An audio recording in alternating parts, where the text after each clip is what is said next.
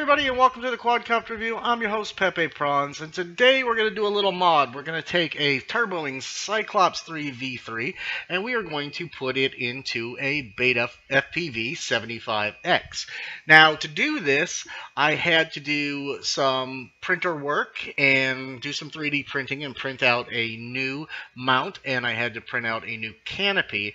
So the first thing we're going to start with is this mount. I had to actually take this existing mount that was made for a 75 or 65 brushed motored quadcopter, and I had to modify it to fit on our raised VTX. I also had to modify the canopy to also fit on the raised VTX. Yes. So in the end, this is what you end up with. We've got the raised mount, we got the Cyclops inside there, and we have a large bulky canopy that will fit over all of it, so we can still keep a canopy on our little quadcopter.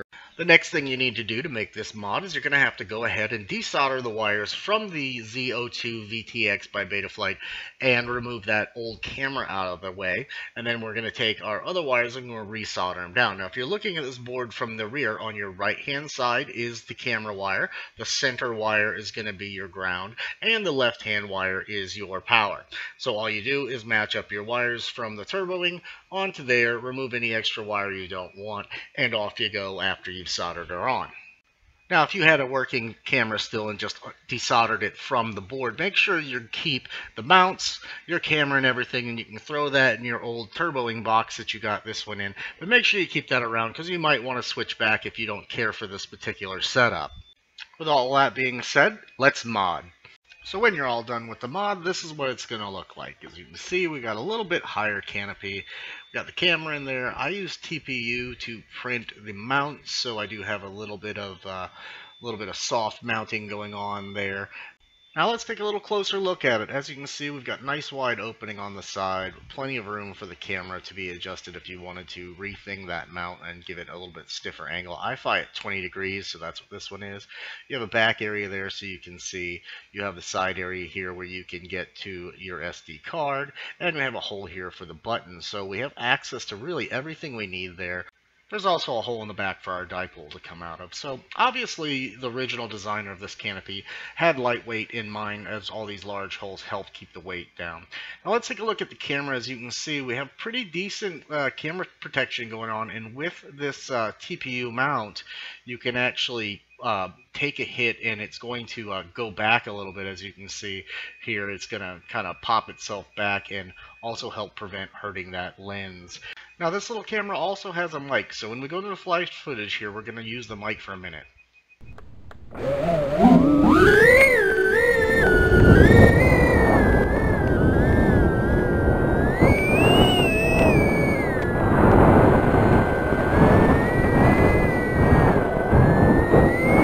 That's enough of that for the moment. Now that was raw. That's 100% raw sound. It does have a little piece of foam all around the little tiny microphone on it, but you could add some more to help dumb down those wind noises and stuff. A lot of people want to hear, like, you know, in the footage what was going on as far as acceleration and stuff goes, but usually us here in the review game, we have a tendency more to be talking over these videos and explaining to you things that happen, so it's not quite a big of a deal to me.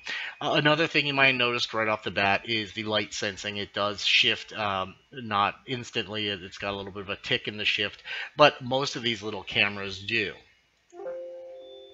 Even the micro HDs at 1080 that you would strap onto your quad also have this light shifting issue. There just simply isn't that high of a quality HD DVR combo that has great light sensing in it at this time. And of course there's not anything that even goes higher than 1080 that you can put this microscopically into tiny things like a whoop. And for me, once I finally got to fly the 75X, felt its power and everything, I immediately thought I have to mod and get an HD on this, because it surely can handle the weight and those kinds of things that are going to come. And its size, in general, it's a little wider than your standard camera. And I just knew this was something I had to do right away. Now, there was nothing wrong at all with the Z02 VTX camera combo on the BetaFPV 75X. We're still using that VTX. It's just something I just had to do with HD. As always, guys, my flights are not meant to be any tutorial on acrobatics. I just want to show you transitioning of the light, so showing you into dark, into lighter, show you the quality of the HD versus a DVR. Now, I'm going to be using this a lot on my Flights Only channel, so look for that link in the comments. Don't forget to like, subscribe, tell your friends all about it, look in the upper right-hand corner, and make sure you check out the latest giveaways. Happy flying! Hey guys, thanks for stopping by and checking out the Quadcopter review. If you want to see more interesting reviews on FPV related stuff, take a look up here in the old right corner right there. You'll find links to all the rest of my reviews. If you want to get in on some of the best giveaways on YouTube, look over here. Don't forget to subscribe right here on my chin. And if you want to check out my flying only videos separated from the review channel, check that out right here. Thanks for coming. Don't forget to subscribe, and happy flying.